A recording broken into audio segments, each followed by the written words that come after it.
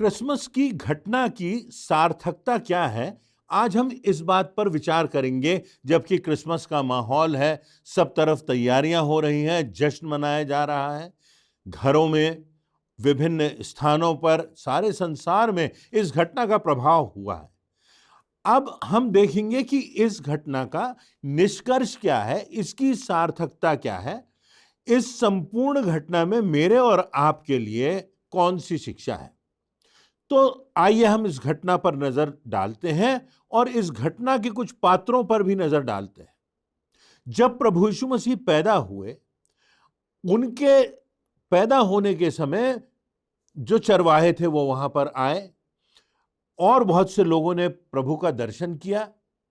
परंतु जब ये ज्योतिषी आए तो उन्होंने उस समय यात्रा प्रारंभ की जब प्रभु यीशु मसीह पैदा हुए थे, और जब उन्होंने प्रभु यीशु मसीह के दर्शन किए उस समय प्रभु यीशु मसीह की अवस्था लगभग 2 वर्ष की रही होगी, क्योंकि उतनी लंबी यात्रा में उन्हें कम से कम 2 वर्ष लग गए।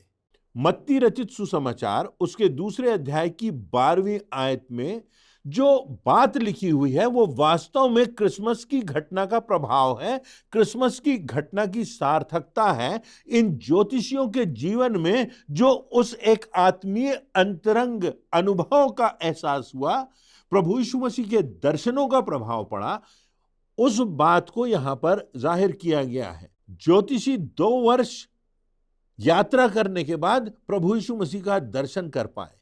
अपनी बहुमूल्यतम भेंटें उन्होंने प्रभु यीशु मसीह को चढ़ा दी। वास्तव में उन्होंने अपना दिल प्रभु यीशु मसीह को दे दिया, यीशु की आराधना करने लगे। और तब लिखा हुआ है वे दूसरे मार्ग से लौट गए। वो पुराना मार्ग जिससे वो आए थे वो छूट गया। वो पुराना रास्ता जो था अब वो रास्ता नहीं रहा। जिंदगी में उनके सामने उस यात्रा में उनको एक नया रास्ता मिल गया। यही संदेश है कि यीशु के जन्म का वास्तविक अनुभव करने के बाद व्यक्ति के जीवन में एक दूसरी राह आ जाती है, जो नए जीवन की राह है। प्रभु ने कहा अब जो प्रभु में है वो नई सृष्टि है, पुरानी बातें बीत गई, देखो वे सब नई हो गई। जब आप जीवन यात्रा में प्रभु यीशु मसीह के दर्शन करते हैं, आप अपना जीवन अर्पित करते हैं, उस आत्मिक अनुभव से गुजरते हैं, तब उसके बाद हमारी जिंदगी में वो दूसरी राह होना चाहिए। क्रिसमस का अनुभव जीवन को परिवर्तित करने वाला अनुभव है। ज्योतिषी आते हैं राजा को देखने के लिए, परंतु वे पाते हैं आत्मिक राजा को। आज के इस विषय पर हम संक्षिप्त में 3 बातों पर चर्चा करेंगे और जिंदगी के रास्ते के विषय में देखेंगे। पहला रास्ता जो है, जब ज्योतिषी आए तो वो उस रास्ते से आए जहां हेरोदेस का महल था। वो हेरोदेस का रास्ता है, सांसारिकता का रास्ता है। ज्योतिषी सांसारिक राजा को ढूंढने आए थे। जब राजमहल में वह नहीं मिला तो वे शायद निराश हुए होंगे, विचलित हुए होंगे। जीवन की राह में गुजरते हुए हम कहां जिंदगी ढूंढ रहे हैं, हम कहां जीवन का अर्थ ढूंढ रहे हैं, कहां हम समस्याओं का समाधान ढूंढ रहे हैं। क्या हम ऐसा तो नहीं कि राजमहलों में समस्याओं का समाधान ढूंढ रहे हैं और जो राजाओं का राजा है वो बैतलहम के गौशाले में है। तो हमारी जिंदगी में मानव होने के नाते समस्याएं आती हैं, कभी एक साथ, कभी एक समस्या फिर दूसरी समस्या, कुछ अंतराल से, कभी छोटी मोटी, कभी बड़ी शारीरिक, मानसिक, आत्मिक समस्या का आना तय है, क्योंकि ये संसार है, हमारा शरीर है, ये जीवन है जहां शैतान का दुष्प्रभाव है और ये शापित संसार है। अपने जीवन की समस्याओं का हल हम सांसारिकता में यदि ढूंढते हैं, धन में ढूंढते हैं, राजनीति में ढूंढते हैं, यदि हम समस्याओं का हल इस प्रकार से सोचते हैं कि सब कुछ धन में मिल जाएगा, नाम में मिल जाएगा, यश और कीर्ति में मिल जाएगा, तो हमारे इस जीवन में कभी मानसिक शांति और संतुष्टि और संपूर्णता नहीं आएगी। हमेशा खालीपन रहेगा, हमेशा अधूरापन रहेगा, सूनापन रहेगा, निराशा से हम व्यथित रहेंगे, कुछ समझ में नहीं आएगा और हम डिप्रेशन से भी गुजरेंगे। नीति वचन उसके 14वें अध्याय की 12वीं आयत में लिखा है, ऐसा मार्ग है जो मनुष्य को ठीक देख पड़ता है परंतु उसके अंत में मृत्यु ही मिलती है। हम अपनी बुद्धि से, अपने चिंतन से, अपने अनुभव से जिस मार्ग को उचित समझ रहे हैं, जो सांसारिकता का मार्ग है, तो वो हमको सांसारिक दृष्टिकोण से उचित दिखाई दे रहा है, पर लिखा हुआ है कि उसके अंत में मृत्यु ही मिलती है, उसके अंत में विनाश ही मिलता है। प्रभु यीशु मसीह ने कहा यूहन्ना रचित सुसमाचार उसका 18वां अध्याय उसकी 36वीं आयत में, यीशु मसीह ने कहा, मेरा राज्य इस जगत का नहीं। यदि मेरा राज्य इस जगत का होता तो मेरे सेवक लड़ते कि मैं यहूदियों के हाथ सौंपा ना जाता, पर अब मेरा राज्य यहां का नहीं। यीशु कहते हैं, मेरा राज्य इस जगत का नहीं। ज्योतिषी सांसारिक राजा को खोजने आए थे। हेरोदेस अपना सांसारिक राजपाट बढ़ा रहा था। हम इस संसार में रहकर सांसारिकता से प्रभावित हो जाते हैं। यीशु मसीह आज हमसे कहते हैं कि मेरा जो राज्य है वो तुम्हारे हृदयों पर होना चाहिए, वो तुम्हारी आत्मा पर होना चाहिए। रोमियो की पुस्तक उसके 3 अध्याय की 10वीं आयत के आगे लिखा है, कोई धर्मी नहीं, एक भी धर्मी नहीं, कोई समझदार नहीं, परमेश्वर को खोजने वाला नहीं, सब भटक गए हैं, सब निकम्मे बन गए हैं, कोई भलाई करने वाला नहीं। उनका गला खुली हुई कब्र है, उन्होंने अपने जीभों से छल किया है, उन्होंने होठों से सांपों का मानो विष उगला है और उनका मुंह श्राप और कड़वाहट से भरा हुआ है। उनके पांव लोहू बहाने को फुर्तीले हैं, उनके मार्गों में नाश और क्लेश है। उन्होंने कुशल का मार्ग नहीं जाना, उनकी आंखों के सामने परमेश्वर का भय नहीं है। यह सांसारिक रास्ता है, यह हेरोदेस का रास्ता। अब आप देखिए कि प्रभु यीशु मसीह ने भी चेतावनी दी। मत्ती रचित सुसमाचार उसका 7वां अध्याय उसकी 13वीं और 14वीं आयत में प्रभु यीशु मसीह कहते हैं, सकेत फाटक से प्रवेश करो, क्योंकि चौड़ा है वह फाटक और चाकल है वह मार्ग जो विनाश की ओर पहुंचाता है, और बहुतेरे हैं जो उसमें प्रवेश करते हैं। क्योंकि वह सकेत है और वो मार्ग जो है वो विनाश की ओर ले जाता है, परंतु एक मार्ग है जो सकरा है और बहुत थोड़े हैं जिनको आत्मिक मार्ग की समझ है, परंतु यही मार्ग हमको उद्धार देता है, यही मार्ग हमको परमेश्वर की दिशा में ले जाता है, यही मार्ग जो हमको सांसारिकता से ऊंचा उठाता है और आत्मिक रूप से हम उस समृद्धि का, आत्मिक रूप से उस संतुष्टि का, संपूर्णता का एहसास हम करते हैं। तो संसार का रास्ता, संसार के आकर्षण हम देखते हैं अपनी जिंदगी में, टेलीविजन में, सिनेमा में, मैगजीन में, चौराहों पर। कभी आपने सोचा कि क्रिसमस को किस किस लोगों ने मिस कर दिया या वो चूक गए? कौन चूक गए? ऐसे लोग जो संसार की राह पर चल रहे थे। प्रभु यीशु मसीह का जहां जन्म हुआ उसके पास तो रहते थे, परंतु वो तो सांसारिक राजा के प्रभाव में थे। सराय का मालिक चूक गया क्योंकि उसके दृष्टि में व्यापार करना ही प्राथमिकता थी। हेरोदेस चूक गया क्योंकि हेरोदेस के जीवन में बस शक्ति, प्रभाव, धन, दौलत, शासन। पिलातुस चूक गया, जो न्याय करना था उसने अन्याय कर दिया, जिसको दंडित करना था उसको बरी कर दिया, और जो निष्पाप था उसको मृत्यु दंड दे दिया गया।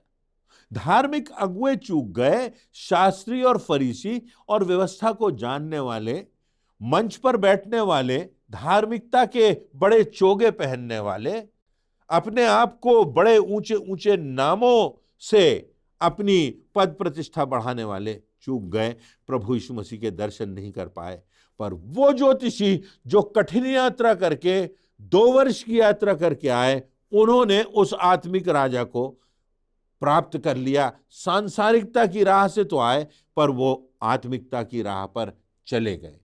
दूसरी बात जब हम इसमें देखते हैं, दूसरी बात जिसका उल्लेख यहां पर इस घटना में किया गया है, जो दूसरा रास्ता है वह परमेश्वर का रास्ता है, वह उद्धार का रास्ता है।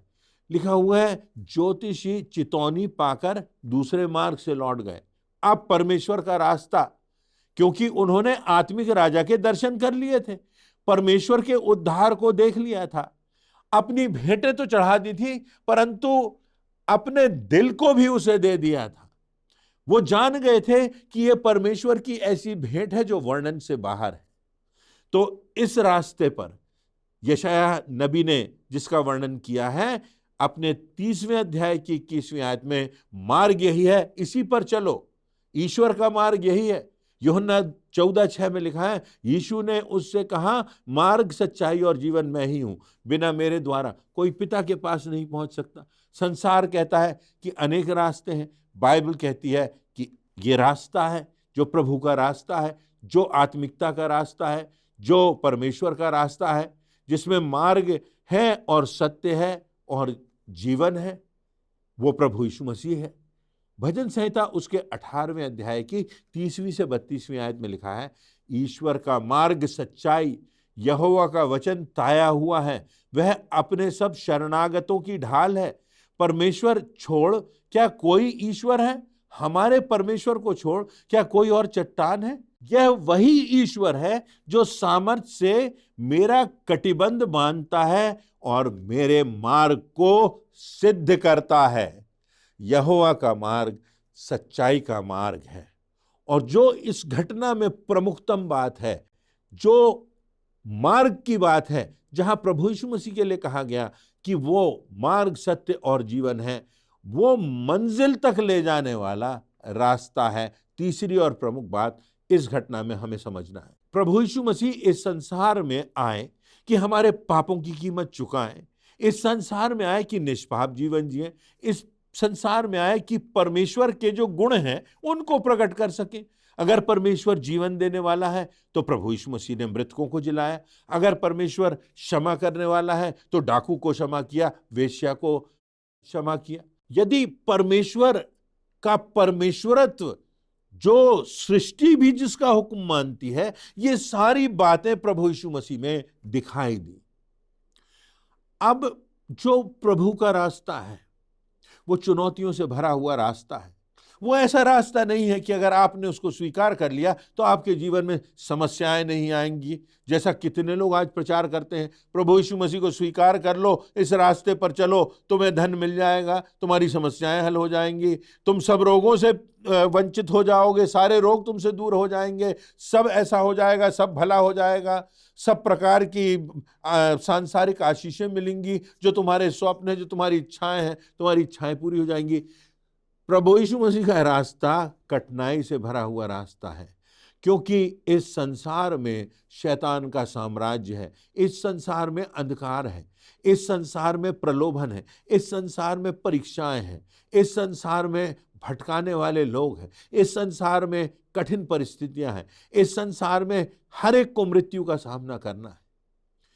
परंतु जब हम चेतावनियों को पाते हैं, बाइबल की चेतावनियां, परमेश्वर के वचन की जो चेतावनियां हैं, जब हम प्रभु यीशु मसीह के जीवन को देखते हैं और देखते हैं कि कितना सताव प्रभु यीशु मसीह ने सहा, परंतु उसके जीवन में जो उद्देश्य था वो ये कि वो मानव जाति के लिए स्वर्ग का द्वार खोल दे, मानव जाति के पापों की कीमत चुका दे।